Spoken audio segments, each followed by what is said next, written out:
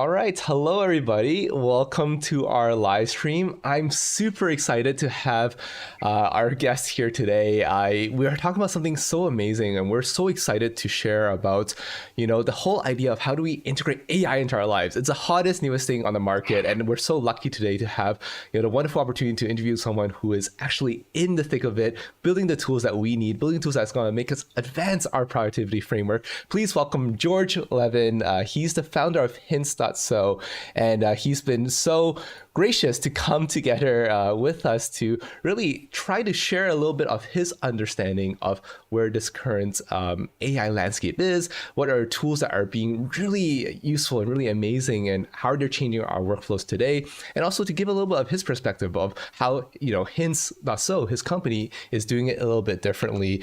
George, please say hi to the audience, give a brief intro of yourself from your own perspective. Sure. Hey guys, hey Conrad, thank you for inviting. Nice to be here. So I don't know, I'll give you some brief overview of myself.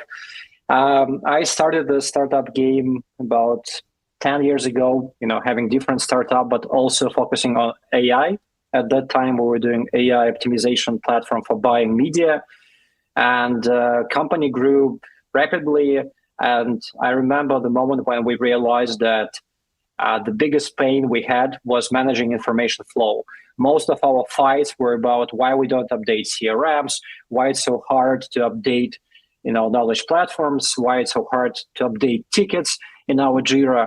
And that was the epiphany moment for me when I realized that in general, it's very hard to manage information, especially if you're a knowledge worker and you have way too many tools.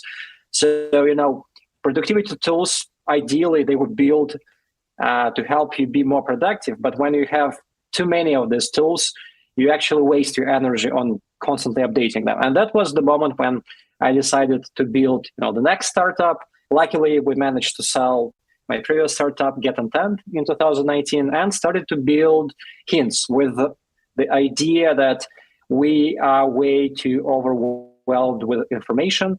We have too many windows, too many things, just bombarded every second. And we just wanted to make people happier in terms of just give them some relief so they can manage their stuff, wasting less time. And this is my actually personal philosophy that I think the most important thing for everyone is to find everything that draws your energy and just cut these things. By doing this, you will get so much energy and you can build stuff, do great projects.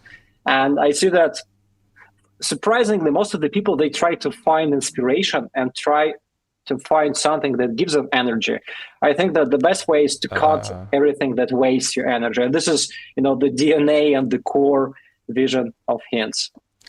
I think that's actually really, really cool, George. And first of all, congratulations on your success. I think it means a lot, really, to be able to, found a company from scratch, and not only once, but twice. and definitely, it takes a person with a lot of experience to helm the, I guess helm the ship, right? And make sure it sails smoothly. And especially when it comes to such an important, I think, mission like yours, I don't think it's very easy for people to figure out what is currently wasting their time. I actually had this really interesting conversation recently where, someone asked me what's the most important thing or skill set to learn in your 20s, right? Or even before that, maybe in your teens, if you can. And I said, it's the actually understanding what is the one thing you can do in any given situation that will move the needle 80% of the time, right? Because a lot of it's noise. A lot of the world is noise. A lot of the inputs and outputs that you're getting every day in life, a lot of them don't matter, right? So how do you cut out all the noise and focus on what really matters? And I think a tool like Hints, and really any AI tool that really tries to filter through all the noise out there and get some very clear, concise input or output rather. Those are the tools that are going to transform this paradigm for us. And yeah, just super excited to talk more about Hints and or just even the whole AI landscape in general. So for those audience members that don't know what Hints is, basically, there's a few ways of explaining it. but I like calling it like, basically like text to database or voice to database, I think is what George is Yep. going to show you today. But really, Yeah. like, I think there's even something more beautiful than that. Basically, it's a natural language interface that all productivity and project management tools that we use in tech, from Notion to HubSpot to Jira, can connect to, right? So basically, think about this. You can text, email, or message a chatbot and say, hey, create a new task for Alex to prepare launch materials by Friday. And it will just do the magic for you. The task will show up in whatever software you use. It will automatically direct itself to the right database that you want to start on. Again, if it's Notion, if it's HubSpot, if it's Airtable, if it's Obsidian, if you want to take notes, it's very, very magical in my opinion, right? It's really what I've been looking for a long time, because no matter how, beautiful or how, concise or dashboards can be, interfacing with them is still going to be a challenge if you are just on your everyday journey, if you're walking on the street, if you're in a cab, if you're making a run, right? Like, it's not so easy to always be on the top of your system and run into your system and actually, be able to go ahead and make the changes that you need. So I think having this natural language processing, which means that you can just text it in the human language and it will just automatically parse it to you into its own structured data. I think that's super, super awesome. Hints itself is also growing very rapidly. I think you guys started just 2-3 years ago. Am I right, George? Yeah. We started actually in October 2021. So Wow. almost 1 year and a half, something like this. Year and a half. Wow. And you guys have raised a lot of money. I hear you guys have a team of 13 now, which is crazy to me. And 15, actually, yeah, actually 15 right now, 15 full time. Wow. Wow. I first heard about you guys when I believe you guys did your product hunt launch. I learned you guys on the first day of your product hunt launch. So I think that was really exciting for me to see. But like, did you guys have to hire new people to manage all that inflow of, additional people coming in? So, I was lucky. My previous startup, it grew to 65 people and I had an amazing team. So when, these guys, they had some earnout after selling the company, but when they were free, I invited some of them to join me. So right now, both my co-founders, Alex and Gleb, they used to work with me at my previous startup, Get Intent. So we started just 3 of us. Then we invited 2 other engineers from Get Intent. So we became 5 people. And we just, we're growing, inviting friends of friends. We never hired anyone yet. Just, using a classic approach, like, I don't know, some recruitment firm or something like this. We were just a bunch of friends, knew each other for many years. And honestly, we didn't have any strategy in terms of how to grow our team. We were just inviting our friends to build something with us. Then those people were involved and we saw, okay, they work 24/7 on the project and we were just, hiring them. And that was very organic way how the team was growing.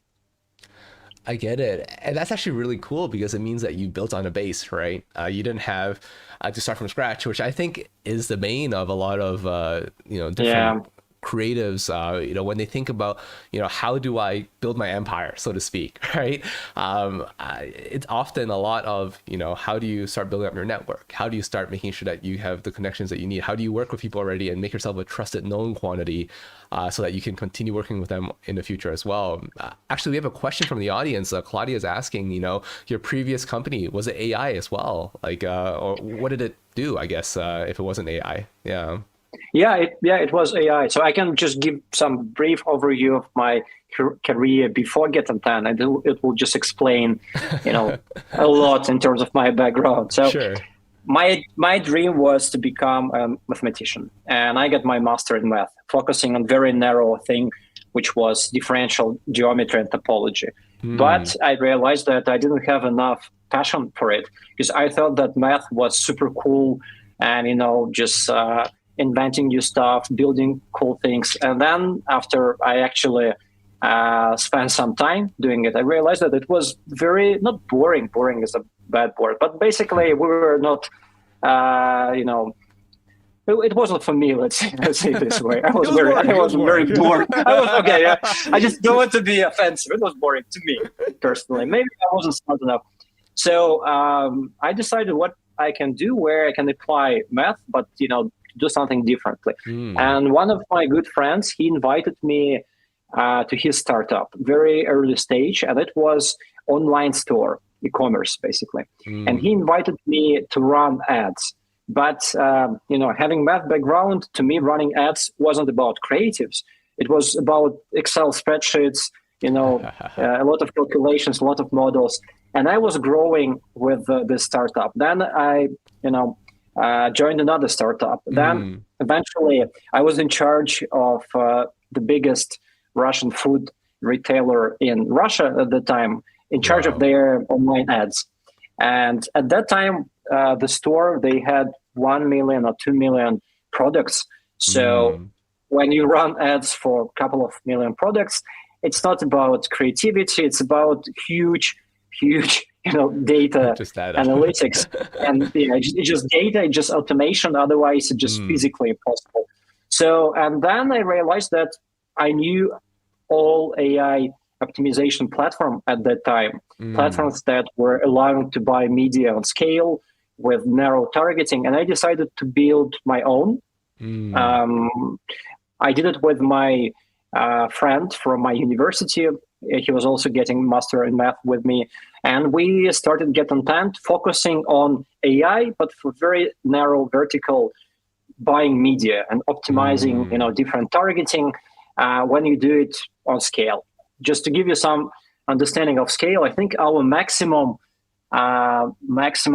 listening capacity, so amount of traffic we were listening to and could respond with our bids. Right. I think it was a few 100,000. So it was huge scale, very sophisticated system that my friend built, because I am not technical guy, even though I have a math background. I'm more like business / product. I switched very quickly. I decided that talking to people, selling stuff is what I love, and having some, structural kind of, let's call it just common sense, helps me a lot in general.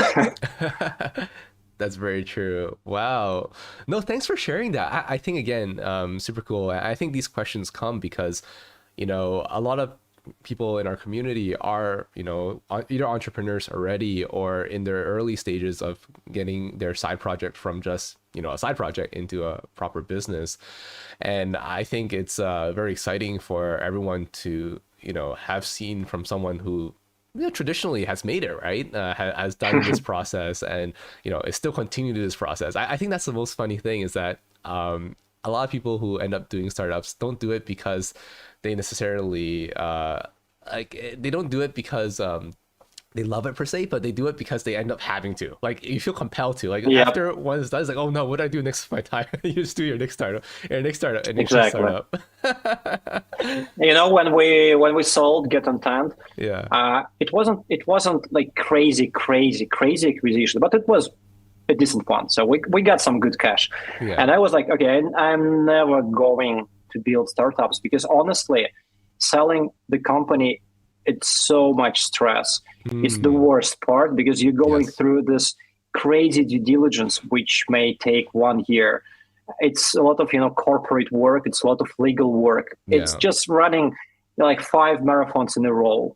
This is like how hard it's even physically, because I remember having just calls with lawyers at like 5 a.m. for months straight because they had so many questions. Can we, work out this risk? Can we add this clause in the buying agreement? So when we sold it, I was okay. Never, ever I'm going to build startups. And I decided I'm going to build my own community. So I'm going just to do something valuable for people. And that was actually the moment when we started to build Hints with Alex and Gleb without any idea that we are building a startup. It was the idea that, okay, let's just build this cool bot. Yes. At that time, it worked only on Telegram. And let's connect it to Notion, to Rome Research, and let's just help people to capture information quickly and send to their knowledge management platforms. And it was very cool. We decided, okay, what will be the idea of this community? And we decided that we are going to ask people to share some ideas from books they read, and we will capture these ideas and we will map the graph, how these ideas are connected. and we'll do it automatically. So it was cool. We had about, I think, 1,200 people in the community. 20 of them were sharing, these ideas, basically very sophisticated, blog posts, and we were mapping these ideas into a huge mind map. Then a couple of communities, they asked us, what if we buy your product because we want to do the same thing for us? So we started to sell it. And then someone told us, okay, if you work with Notion already, we're running our not only knowledge management, we're running our product in Notion. We have a board where we track tasks. Can you do the same thing for board with tasks instead of sharing ideas? And somehow we found ourselves in the situation where we were building startup. Nobody noticed how it happened exactly. We just, okay, so now we're selling this stuff to companies. Now we need more money because we have more people. I started to raise, and then I just woke up with this moment when I like, okay, we're just building another startup. Nobody noticed how it happened and why. And now, yeah, here I am. That's the story. Here again, at it again. Yeah, exactly. No, that's awesome.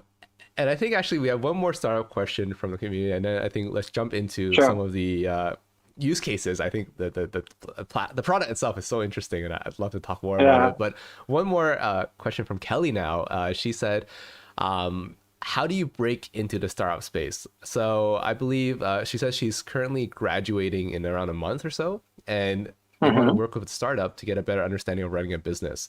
So I think you can give your answer. I can give my answer too. I think we both have like maybe interesting answers on this. So please go ahead if you'd like. Yeah. So in my life, honestly, I was just very lucky to have a lot of friends who were building startups. I didn't want to have a conventional job. I don't know why, actually. I never thought about this. I just wanted, to build cool things with cool people. So, and when I was looking for my first job, I got two offers. One was some financial offer because, having math usually very helpful to go and start working, doing some finance. And then the second job offer was from my close friend who invited me as like the fifth employee in his startup, having crazy low salary, just 1/5 of what I was offered. Yeah. But they had their office in an actual apartment. I was like, oh my God, it's so cool. It's like, TV show. We're like sitting in the apartment and building a product, and they don't pay money. This is so cool. I was very excited about this. I think some people would have a different take. Like, this is so cool. It's a very unique take, I'd say.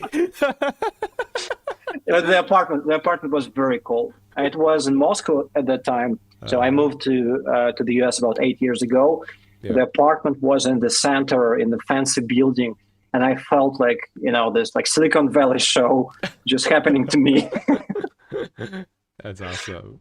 Wow. No, I fully agree with like the process, right? Like one is, being connected, but I think like, how about this? There's two ways of going about it if you want to quote unquote break into the startup space, right? Yeah.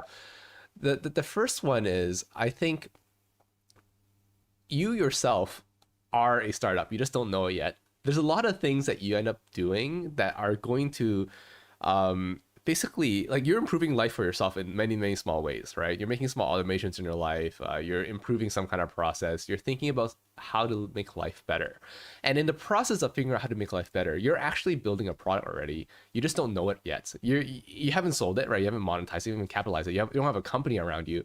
But the fun thing is, when you start building something that you care about, other people who care about it too will eventually find out about it if you talk about it enough. Remember, you have to share, right? And they will come to you.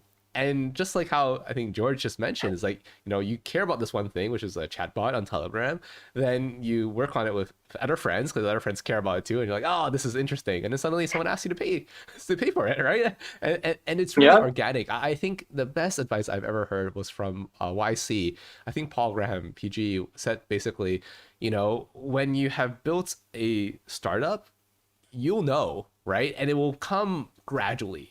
You don't start a startup by thinking, I'm going to build a startup. I'm going to get, $1 billion from building a startup and selling it and blah, blah. If you do that, chances are you're not going to fail. You're going to fail. because you're not necessarily focusing on the customers, what they want, and the product you're going to build that's going to provide them value. So first and fundamentally, I think everyone is an entrepreneur at heart. You just haven't figured that out yet.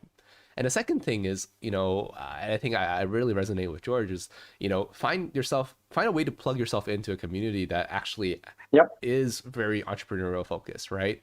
And find a way to make that exciting for you. They may not pay the best, right? They may not, have Exactly. a swanky office for you. They may just have an apartment for you. But you got to figure out a way to enjoy that. And as you can see, a living proof here is that, George's perspective is that, it's an amazing opportunity. It's so cool. How do I keep doing this? How do I do more with it? And I think that's the mentality a lot of us need to have when it comes to, breaking into these kind of new spaces, because it's not the traditional path, right? But I think it's a very rewarding one. I think it's very rewarding because ultimately what you're doing is pursuing your life's passion. Can I add something? I just Please. realized another important thing, that it's very important to have someone close. So let's say a friend who is doing a startup, and you see that this person isn't very far from you in terms of his or her skills, but he is doing it. Because to me, all great things I've done in my life, I had a friend who did it just before. Yes. And it's very important that this friend is at the same level, because if you have like crazy smart friend and he's doing something crazy cool, you'll think, okay, he's smart, I'm not, so yep, I'm not going to try. But if you just, if you're broad and you know that you just, you're like pretty much the same, and he somehow started to do something and he's still alive and he's enjoying this, then maybe you can try. So I just realized that actually all great things I ever did in my life, I had someone who showed me that it was possible for everyone, not only for like the brightest and the smartest. Yeah, just realized this. No, yeah, cool. that's very valuable. And I think that's actually funny that you say that, George, because I think that's one of the fundamental building pillars of even like our community. Like when I first thought about it, why even decided to bring this group of people together is because I realized myself too, so many things that I'm able to do is because I had mentors in front of me. And mentors don't have to be like, Warren Buffett, Bill Gates, or some, billionaire in the future that has this insurmountable amounts of wealth and, experience. But actually it's just someone that has done it like right before you, right? A year before you, 5 years before you, some short amount of time where they have already done it. They do a few things. They prove that it's possible with your aptitude and your attitude, right? As long as you have the desire and the skill sets, right? You're able to do it. And sometimes you look at them, you're like, wow, I don't even think you had that skill set, but you can do it. So like having that confidence boost, knowing that like it's possible is number one. Number two is knowing that they are willing to help you out if you ask them, right? If you ask them any questions, nobody who actually wants to, anyone who actually done something actually wants to help someone else. And exactly, that's the beauty of it. That's the way the world works, and is that there are always someone that has done the thing that you want to do and is willing to help you out on that journey. So yeah, don't be shy about asking for help, and thank you guys for asking questions. I think this was a great segment, a great start to our show. Yeah, I love it. me too. Amazing. So I think for us, we've talked a bit about the why and what. For those who know about our streams, basically, we just really like to be as intentional as we can when we talk about our streams, and really figure out exactly why we're here meeting, what we want to accomplish, what we're going to be showcasing in our show today, as well as how we're going to really integrate it and try it out. So why are we here? Well, obviously managing systems on different apps can be cumbersome. We want a very easy way to interface with them, ideally natural language, right? So we don't have to do the structuring of data ourselves. What we're going to be exploring is Hints.so, which is an AI assistant that integrates with any software to basically perform tasks on your behalf. And we have a list of different hows that we want to show. I know that George has some really amazing use cases. He's been using this much more than I have, obviously, being the founder of this. And I would love for us to learn a little bit from how he's using it. And then maybe I can even share from my perspective, like using the systems found in our Codex 3 toolbox, how I'm using it now to really simplify my workflow and how I use the system to make it just more intuitive, more easy, and more fun to use. I think that's important, is that you don't want to start getting frustrated with your systems as well. So yeah, George, if you have an example, feel free to take it away first. Yeah, sure. So let me start with some overview how the product works, so everyone understands the idea behind it.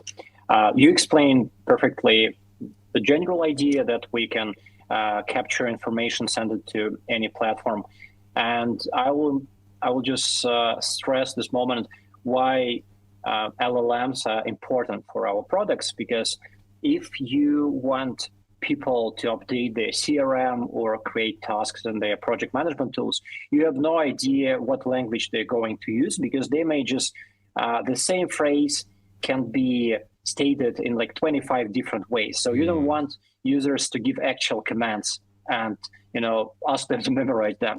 You want people to give freedom. We like this idea when we explain how the product works. We say, talk to it the same way as you would talk to a human. This is it. But this is crazy in terms of technology to make it possible. So we struggled with it a lot until we found a couple of good models on Hugging Face, which helped us with this particular problem. So parsing text and just breaking it down, by different commands and sending these commands into different CRMs or project management tools or knowledge management tools. And then we found GPT. I think it was like February last year. So we found it before it became a major hype. And we realized that this model works great. So we implemented it in the product. And we decided, okay, if it's so great and it makes so many good things like summarizing text, answering questions, we decided to combine two different products in one product. So from one side, you can use GPT the same way as you use it in ChatGPT. So you can just open one of our bots. I use personally Telegram, and just use it the same way as ChatGPT. Just ask questions, ask it to make summary. Then you can use it to send commands into your systems. And the best part, you can overlap these two functions. And you can overlap them in one command. You can say something like, summarize this text and send it to my Notion. Right now, we're building very cool new feature. You don't need to copy paste the text to summarize it. You can send the link, let's say some article, to your Telegram, and ask it just summarize in 5 bullet points and send it to this Notion database. And I'm in love with this feature, because every day I get 10, 15 different articles from my friends, and everyone tells me, like, George, you have to read it. It's super important. And I feel this crazy FOMO that if I don't read it tomorrow, I'll be, the last person who found out something new. And I have a lot of things to do during my day. So kind of uncomfortable situation. So now what I do, I just copy paste the article, send it to the Hints bot, and ask it to summarize it for me. And then at the end of the day, I go through the summary.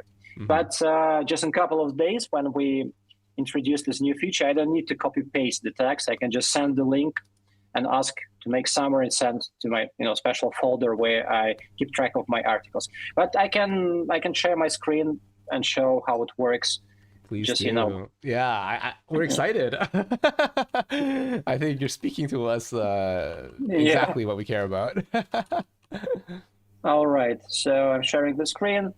Let's just start with something super simple. I'm going to copy paste some random text from TechCrunch. Here is my Telegram bot, and let's do summary.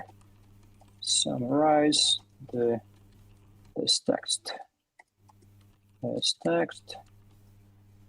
and I'm sending the text. All right.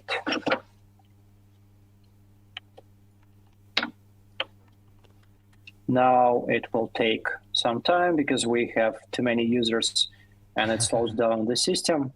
Are you guys running as always I'm curious, like, how's the server cost for everything? Like, what is the biggest expenditure for your kind of business, if you don't mind sharing?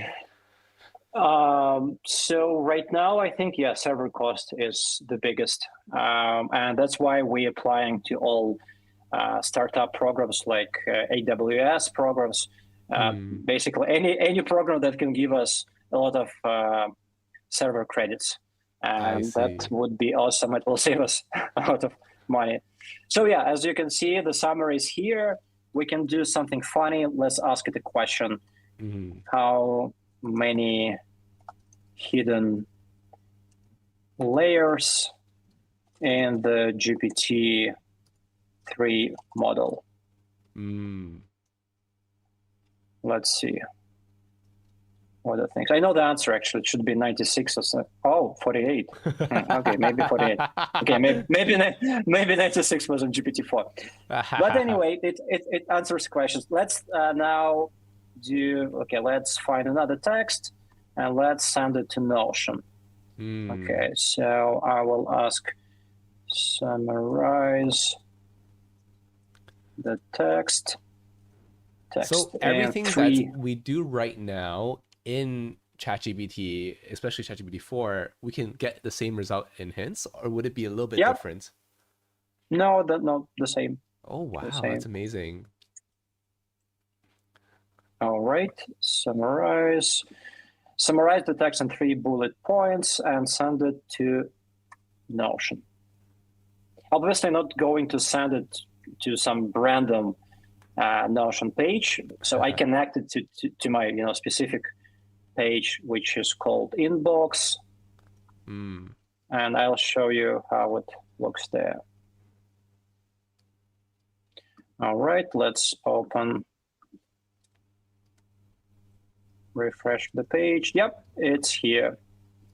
3 bullet points as I asked it to do. So this is pretty much the idea. You can combine Mm. 2 different things. One, this cool GPT idea that you Yeah. can work with text in a very creative way, and then you can send it to any system. But you can also use, we also connected with your API, so you can Mm. do the same thing with your voice. So I'll show you. So here, I'm just holding my iPhone, and I'm going to open the same Telegram, Mm. and we'll use it with voice. So check this out. Okay, this time I'm going to create a calendar invite for myself. Okay. Okay, let's do this. Block time on my calendar. Today, 10 p.m. Finish marketing deck. I don't know, some random stuff. So it sends Wow. Wait, voice. you sent a voice message. That's Yeah. crazy. Wow. And And this works for that just Telegram or also yeah. WhatsApp? So I think it works already for WhatsApp. I need to check. We Amazing. usually start, with Telegram, and then Wow. you see, finish marketing deck. It's already here. But this is not it. I'll show you something even cooler. So I'll show you how I personally use it with my CRM, because Wow. I really hate CRMs. Yes. I mean, You can say that I love again. CRMs because they give you You love structure, it, but you hate but using them. I love the outcome. I don't like the work. Yeah, I get it. Okay, so let's do this. Okay, let's create some deal. Create a new deal, Microsoft. Hashtag HubSpot. Mm. I'm using HubSpot just for the sake of, to show the system what integration I'm in. Usually it guesses very good, Yeah. but I just don't want to screw the demo, so I decided to be more. I think things get better. By the way, one thing about our community I love is that making mistakes is perfectly okay because there's no such thing as a Yeah, bad mistake. There's only learnings. exactly. Yeah, So you see, totally. it created a deal, Microsoft, and now let's do something. Let's move it to some different stage in my pipeline. For instance, this Mm, stage, contract sent. Okay. mm. Uh, all right. Move Microsoft to the contract sent. Hashtag HubSpot. Interesting. All What right. happens if you have more than one Microsoft? Let's say you had Microsoft, like, yeah, for whatever reason, you had two Oh, Microsoft. that's great. That's a great question. This is one of the hardest things we ever done with this product. Actually, I see it moved it to a different Amazing. stage.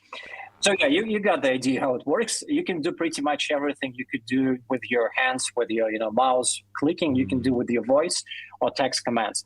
But yeah, answering your question, right now we are teaching the model to ask questions, and this is very hard. So basically, it will ask you, "What Microsoft do you mean? This Microsoft or that Microsoft?" wow. And this is really, really hard because the idea of the product, I will explain some technical things, how it actually works right now. Mm, So it's basically a decision tree. When you send some information, the bot, the first question it needs to answer to itself, is it a just random question like I started with, like how many hidden layers GPT has, mm, or this person wants to send something, some information to one of their systems. So the bot mm. answers to itself like, okay, this is about capturing information. The second question, where exactly I want to send it? Is it like Notion, HubSpot, I don't know, Google Calendar? And it answers this question based by the context of information. Hmm. Let's say it understands that it was something with the word deal, send the deal pipeline. So probably it's a HubSpot. Then in HubSpot, it tries to find this deal. And right now, if it doesn't know which deal I mean, let's say I had two Microsoft, it will just tell me, sorry, I can do it. And it will send, it will mark this command as an error. And for us, we start this like reinforcement of the learning because we will see that something went wrong and we're going to fix it. But the next step, the next release, the Mm. bot will ask you like, what exactly you mean? Tell me this Microsoft or that Microsoft. And this will be just crazy thing because it means that the probability of any mistake will be close to zero. If the bot doesn't Wow. know what to do, it will just keep asking you questions. So Amazing. it means that all users will get full transparency. It's not going to work as a black box. If it doesn't know what to do, it's going to ask you a question. Maybe it will be annoying and you need to answer a couple of extra questions, but at least you will see what's happening right now. Wow. Wait, so you don't have the hallucination problem then? Because I think like GPT Uh, itself has hallucination, right? So you don't have that problem. yeah, we sometimes we have this problem. I'll show you. So, Okay. for instance, okay, we're using GPT-4 right now. Hmm. This is like the fact.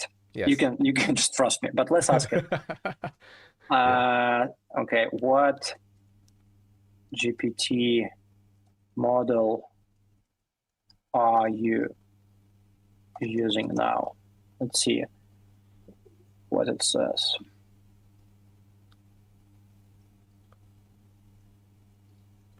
By the way, for everyone watching at home who doesn't know I'm talking about hallucination, actually maybe oh, there you go. Yeah, you first answer that, and then maybe George, you can explain hallucination yourself as well.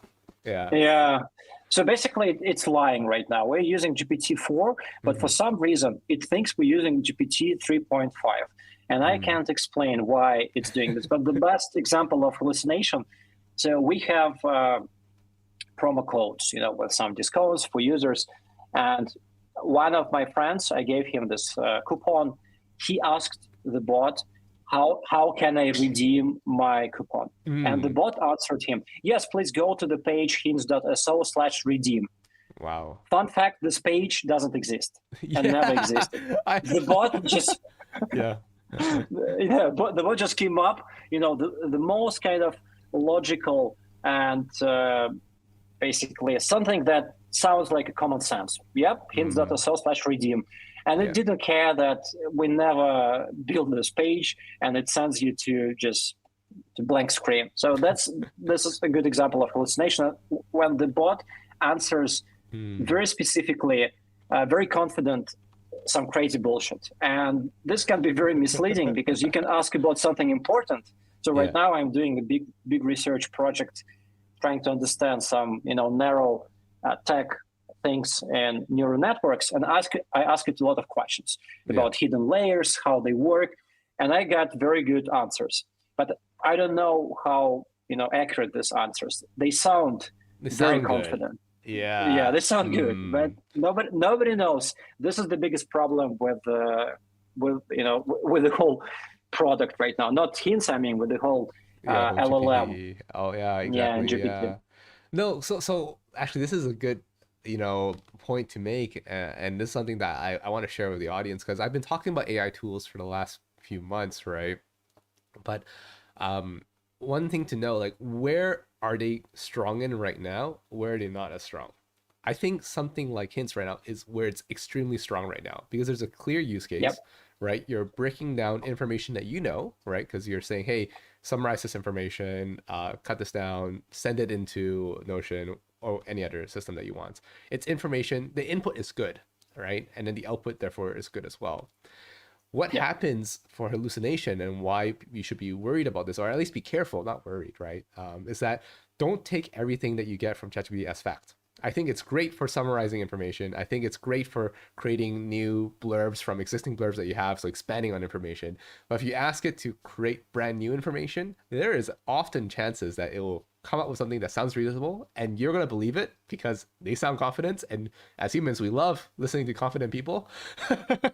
And you'll potentially get a wrong result. So have to be very careful about that.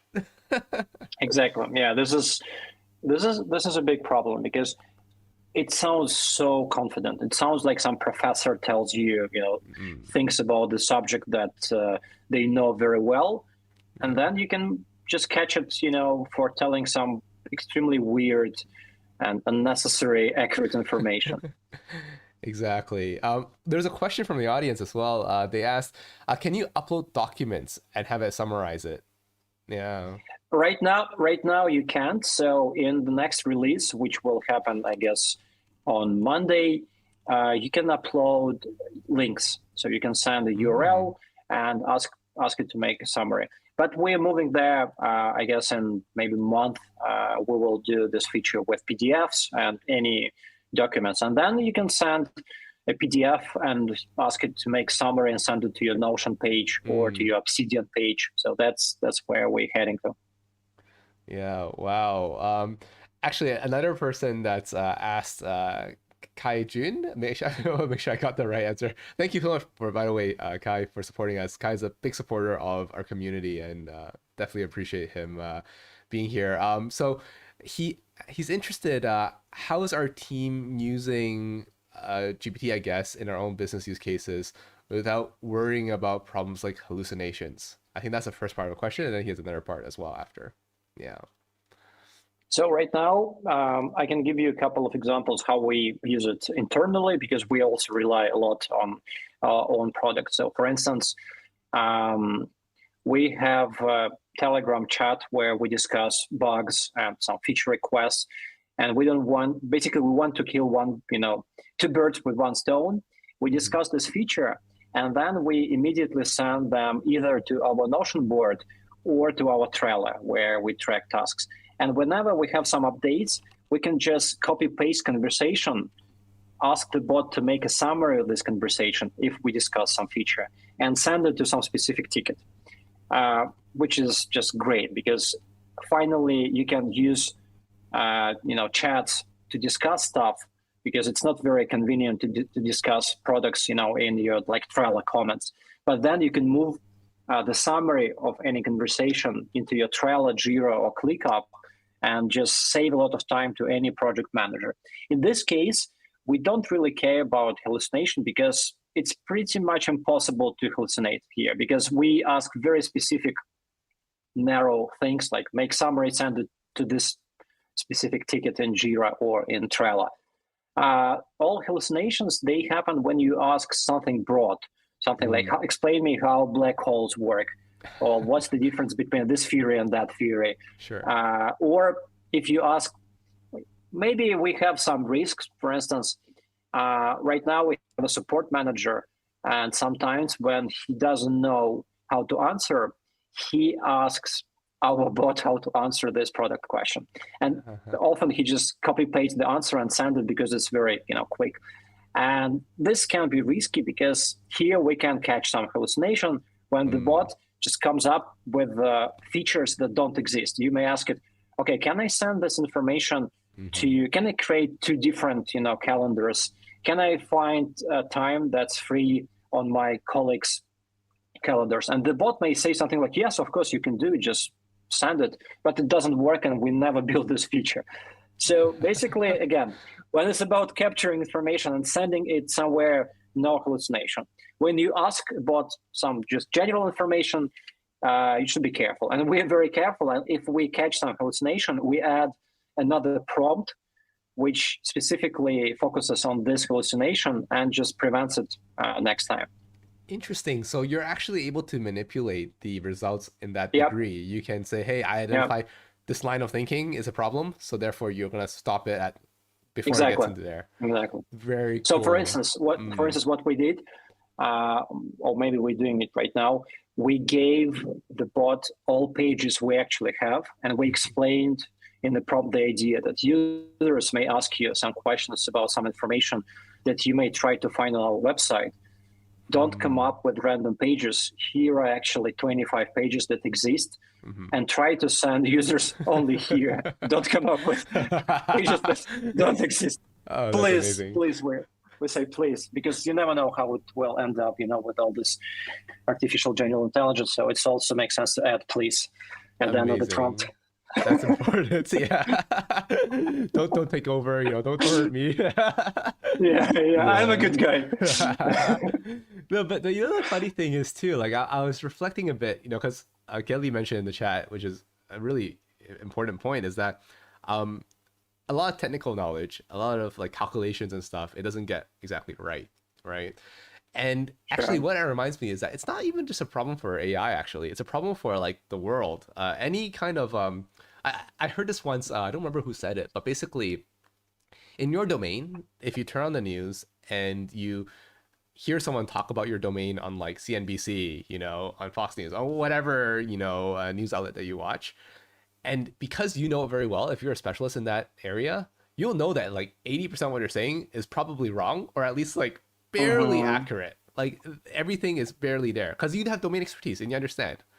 But the thing is, we don't think about that often, because when it comes to things that we don't understand and we hear it from an authoritative figure, let's say on news media and etc., we take it as facts. We're like, okay, well, they're saying it, they're so confident, it must be right. But if you actually apply the lens of what we just talked about, is that often, if you really know some deep information about something, most people that are talking about that that subject are barely correct as it is. So if you apply that onto like a AI model, the sins of the creator of the humans are being passed on there. Exactly. So I don't want this to dissuade anyone from using these AI tools. I don't think that's the point of what we're saying here. The point of what we're saying here is that these problems are being a lot more pronounced only because we now expect more from our AI overlords. And we would love for that to be better and better, and it will get better and better. But I think it's simply just exposing a problem that we've already always had with just trusting confidence in general, and maybe a healthy stream of bullshit coming from a lot of different sources out there. Yep. Yeah. Exactly. But I know that OpenAI, they tune the model using people who actually just catch some mistakes and then just they update the platform. We do the same. So it's very hard to rely on this like automation when the model just teaches itself. It's very important to bring people who will just check from time to time and try to catch this hallucination and adjust the model, either using prompts or just trying to understand where actually the model found this data and just removing this data. So it's a collaboration of human work and self-training process. Of course, yeah. So there's a request for a use case to see. They're saying that right now, in your inbox example, it only put it in the page body, right? So it's not putting it into any structured data. Do we have an example of Notion and making sure that once you send a prompt, like how do you make sure all the properties are filled out? Let's say you have like 10 Yep. properties. How do you make sure that they're all filled out properly without while sending a natural language input? Yeah. Yep. Let's do it. Let's try. So I have this example. I didn't check how it works, but we'll figure out right now. So Awesome. this is another example of CRM. Now it's in Notion. Okay, let's Hints contacts. I will just create a new integration. We'll show how UI works. So okay, I will just log out from Hints. Sorry, from Notion. So Log in do you again. usually give Hints access to all your pages or only the pages that you need at a time? I usually give only access to only pages I need, but I think it doesn't matter, to be honest. Okay, so that was Hints contacts. Let me find it. No, it was, sorry, the name of the page was Investor CRM. Investor CRM. Yeah. Investor CRM. Okay, Hints, where is it? Yeah. Too many windows. There's a new startup, the browser company, that's creating a browser that's supposedly trying to get rid of the problem of too many tabs. Yeah, I want this. Yeah, Investor CRM. It's here. I think you have to add the investor contacts as well, right? I think, yeah. So right now I give access to the page, and after I give access, it will ask me what database I want to connect, and this page has just one database. I see. Right, and Investor CRM. Okay, let's see. Let's see if it works. Sure. All right. Okay, I'll just double check. Notion. Okay, so what do we have here? What properties? Name, intro, stage, portfolio. All right. Let's create. Okay, I don't know, open AI. I will try to use comma as a separation. Sure. Who will make an intro? I don't know, Alex Smith. Stage. What stages we have here? Intro. Intro. And I don't know, I want to skip portfolio. Let's see. I want to skip the rest. And I'll just add, again, hashtag just in case, because I have too many integrations. But we'll see. I didn't check this for a couple of months. So right now No, I'm with you, just very, very curious how it works. Yeah, I did try. So I would say I'm a power user now of Hints. So I know a bit about how it works. I think it will actually add into the investor CRM page. Does it? Oh, it puts into here. No, you see. Wow, that's awesome. So I will almost, because you see. So what I did here. So yeah, it just makes. Okay, let's try again. Now I'm very curious. Let's give it some. Okay, let's say that name. I don't know. Hints. We'll see if it understands this way. Intro. George Levin. What we have. Stage idea. So it's going to understand that the first word is actually the property, and the second word is like in that phrase is the actual information going into it. Interesting. So right now we're teaching the model to understand different properties in Notion, but you see, it's not ideal. Yeah, I'll be honest with you. I'll try. I'll give it another try.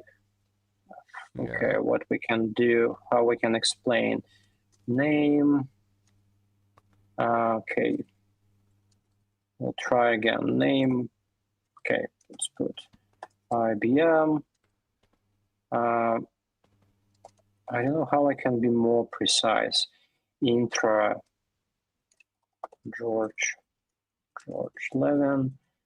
Stage idea. Let's add everything. Portfolio. I don't know. Open AI. Do we have anything else? Last update. Okay, last update.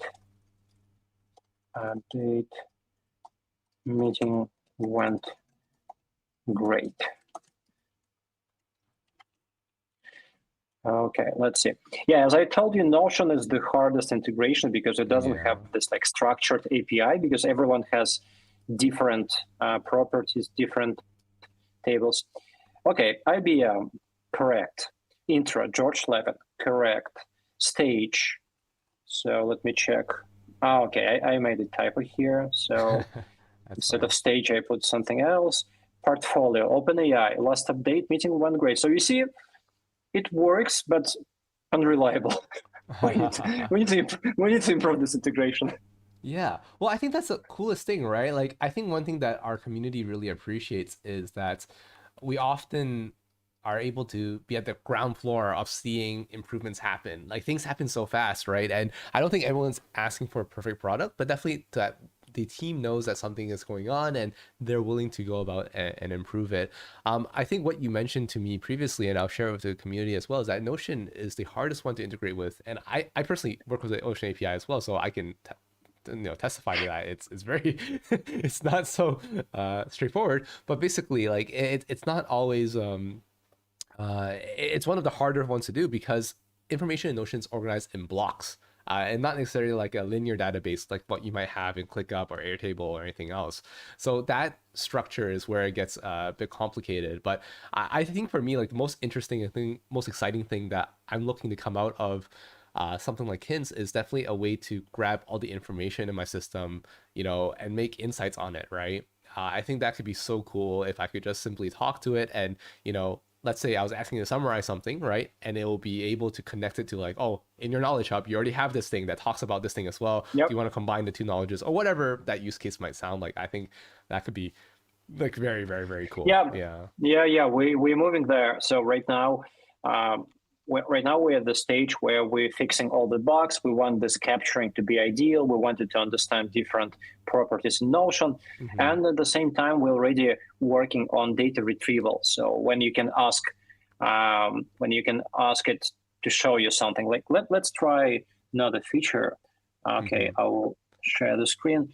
Let's try, I think, some simple ideas they already implemented. So I'll ask it to show my calendar invites for today. Okay. While you find that, there's a question as well in terms of security.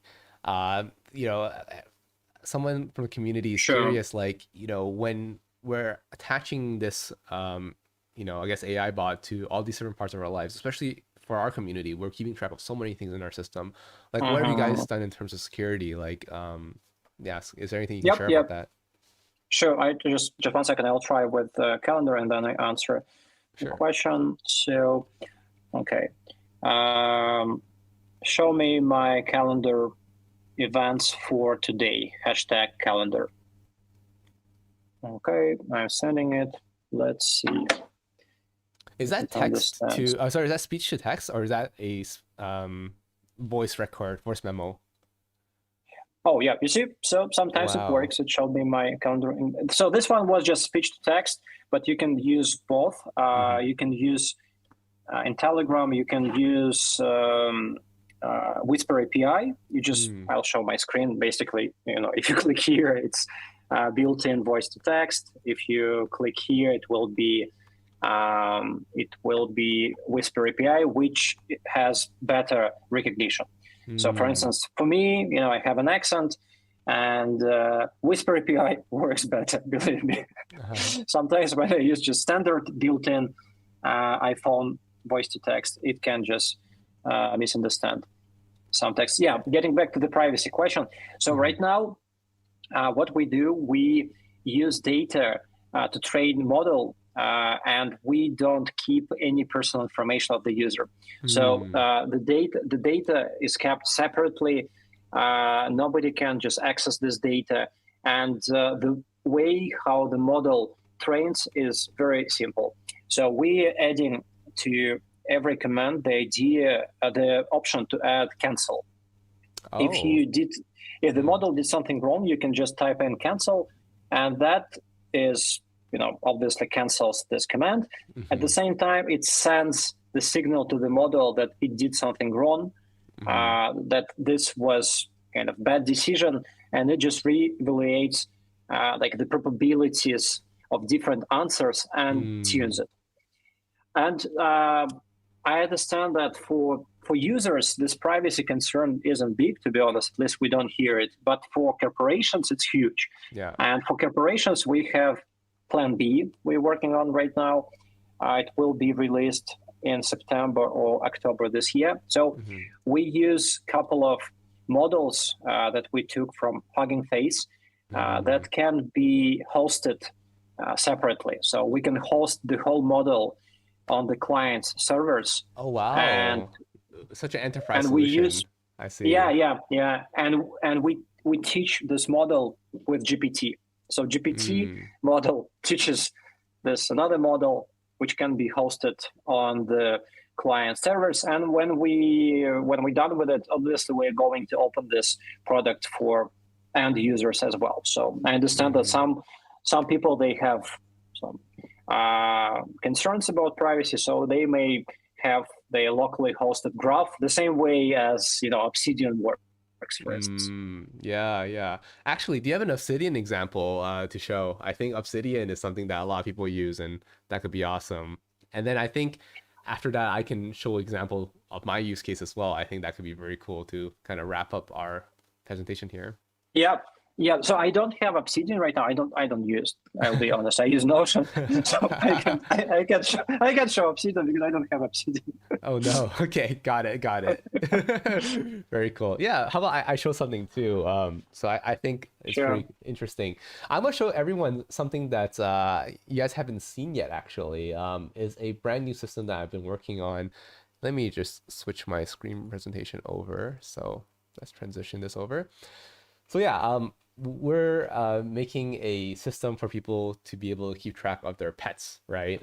Because I recently became a pet owner around 5-6 months ago. It's been very rewarding. It's been very fun. Congrats. And I think one of the things that I realized was, I care about self-improvement so much, as well as personal development. How do I help my pets, my dog, develop themselves as well, right? How do I keep track of their development? So I do really fun things like keeping track of their memorable moments, right? And how does that connect to their skill tree?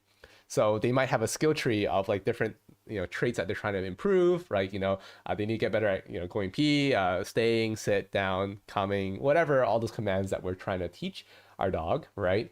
And also, of course, like their own personal CRM. So I love using this example now. It's just as like showing people how to use a system, but like making it like really simple because, once you put it in the context of like a dog, right, it can get like a lot easier to understand when you think about systems building. Anyways, I tried this really cool integration with Hints where basically I use Hints to then quickly jot down notes of, whenever something interesting happens with my dog, right? And an interesting memory. So let me go ahead and, show maybe a prompt. I use WhatsApp personally, because I like using WhatsApp for my communication. I don't use Telegram too much, but I want to show you guys like how powerful it is in WhatsApp as well, because I think that's something pretty important. And I'm going to show you guys how it kind of connects too into everything else. I'm going to do the same thing that I think George has shown me. He's very smart at this. I'm less. Yeah, he presented only partially of his chat messages, so he didn't have to expose everything. Let me see if I can do that as well. So I believe I need to show my primary monitor here. If I do this, oh, that is not correct. I showed everything. I knew that would happen. Okay, give me 1 second. Let's see. Okay, let me move to a different presentation angle first, and then I can come back into it. Yeah, I've never presented my chats before, so I think that's super, super interesting. Yeah, I made so many demo videos, so I came up with this idea. Just showing only part of your chat. While I figured that out, there's another question from Kelly. I think it's awesome. How would you use Hints in optimizing your business? So if you had Hints during your time at Get Intent, how would it have helped the business, like marketing, operations, etc.? Yeah. I think that the biggest problem we had at that time was that we had a very strong tech team, Hmm. and we had a very strong business team, and they were constantly fighting because tech team wanted us. I was in charge of business team, actually, to update all tickets, to go to Jira, submit tickets there. If something new comes up, they wanted us to find this ticket in Jira, update it, and we were very lazy, and we had a lot of actual fights. We were very young, a little bit toxic, to be honest. So we fighted a lot over this nonsense. um, Basically, the tech team was asking us, is it so hard to find your ticket in Jira and update it? Why you send this information to Slack or WhatsApp? It's impossible, to track it. And we're super busy, selling and just hustling. We send it to WhatsApp because it's just, convenient. Do whatever you want with this, move it to Jira by yourself. And, that was a constant fight. So right now, we could just add the bot into our group chat on WhatsApp or Telegram and just tag this bot and ask it to create ticket. That's what we do right now at Hints. So imagine you kill two birds with one stone, because you say, "Hey team, doesn't work. Please, fix it." But you tag the bot and it creates a ticket. The same way you can update this ticket if something new comes up. So this is my favorite use case for teams. Amazing. So reducing conflicts and making Yep. sure that people are following up. I think that's awesome. And yeah, thank you so much for answering that question. And I think my presentation is ready. So let me go here. Okay, so basically, I've been using hints in a lot of different ways. As you guys know, I track a lot of things. The dog example is one. I might show other ones, but for now, let's just stick to that one. But basically, right now, the things I ping it out most is definitely Google Calendar. I want to make sure that I can easily add different events to Google Calendar. I also use it a lot for, just random databases like appreciations, right? With mistakes that I made, anything to do with my relationship as well. I like pinging it into there. It's like, hey, I had this really thing I want to appreciate my partner for, my girlfriend for. This is the things that I could have done better in this. And just having like that chat channel makes it really easy to send in, so I don't forget about these insights. Or I learned something amazing today, right? That goes into my knowledge hub. So there's a lot of different databases I interface with. But right now, I want to show you guys something interesting. So for example, uh, so today, so I'm going to add memory in here. So memory is the hashtag I set up for this specific workflow. So I'm going to say memory. We have Haku did a partial rollover, not perfect yet, but he did a partial rollover, and Haku is the name of my dog. So I just need to do hashtag that, and then just like how George has shown it, Hints will basically say processing. Hints also works in a group chat, which I really love, so that it makes it so that if you have, like, for example, like, let's say you're planning a trip with some friends. Let's say you're planning like and you want to plan a travel itinerary. You can actually just have all your friends in one group chat, and then you can just ping the bot when everyone new has like a new idea. It's like, hey, we want to do this thing, we want to do that thing, and it just adds to a whole list. Or even a grocery list between you and your housemates, right? Or you and your family. There's a lot of ways to use this. I can barely show you even the tip of the iceberg of how all the ways I use it.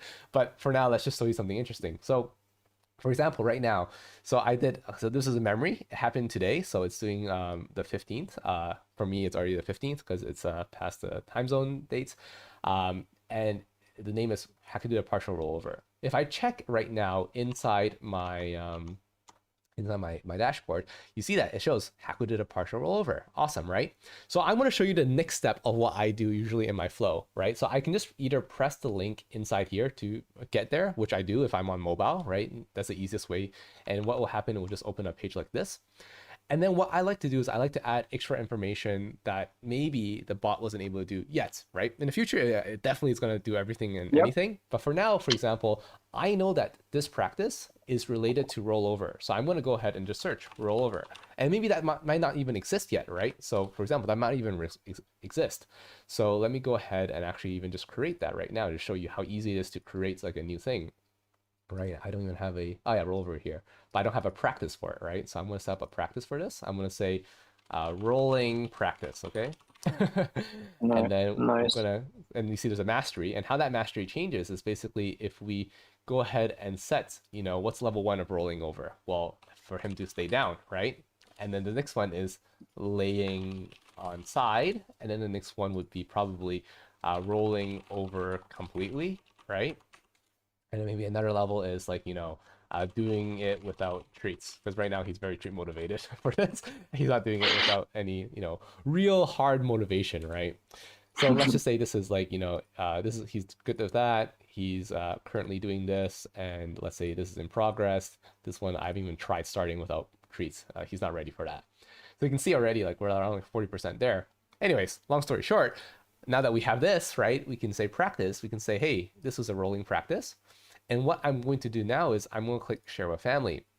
So share with family is our own integration. We have integration called the Make Work Fun. As you guys in the community probably know, it basically can gamify any Notion database. It just plugs into your Notion database, and it basically, instead of all those boring, like, in your database, you just simply switch a status from backlog to complete. You actually have like more of a fanfare. You actually have more of a celebration when you hand in a win. It becomes more of a actual, how do I say, like more of an actual experience, right? So you see it popped up, you completed a moment. Haku did a partial rollover. I can open this up, and this gets you a funny random GIF. And then you can do something like you can share with family. You can share it with the community, right? We have a new community space right now inside Circle.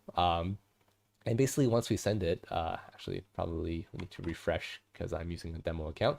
But once we refresh this, and I'm going to open up the win here, and I share this with family. Oh, it became another GIF as well. It'll actually send it into our space, post created, and you can see that inside our community. Now you can see Haku did a partial rollover. This is the rewards I got, my leader position currently for Haku, and then it was shared via Make Work Fun. So you can see that, what happens here is that we're using these tools, and I recommend it as well, like use as many tools as you can to bridge the gap, to make life easier for yourself, to make life better for yourself, right? We built this tool ourselves because we felt like we had to, and look, someone else just shared a win. That's awesome. Like we have 1,000 players active, so it's awesome. But basically, like, this is for us to gamify and make the experience better when we are actually, working on our tasks. But how do we even get that task started? How do we even get that task into our system in the first place? And then that solves the, the first mile problem, I think, in regards to a, system workflow. So yeah, I'm super excited, for this opportunity to talk to you today, George. I think it's amazing to have this opportunity to really speak to someone who's, deep into AI, into the AI space, and really learn from you, what are interesting use cases. I'm definitely going to try out the voice to database option. I think that's something super interesting. Yeah. And is there anything that you'd like to tell the community? Any last bits of information that you want to share? Where can we find you? Stuff like that. Yeah, so I want to share one very funny use case, how you can just enjoy and have lots of fun with Hints. So what I personally did, if you have a group chat with your friends or, I don't know, with your family, you can add Hints there. And people who are not very into GPT, and who, people who maybe heard of it but never played with it, they can get free access. Because if you paid for the bot yourself, you can add it to any chat, even if like 50 people are in this chat, and they may all tag the bot and ask questions. So I did it with a couple of my old friends, and they were just shocked how smart GPT actually is. Amazing. Because now I remember I added the bot into my group chat with 10 friends.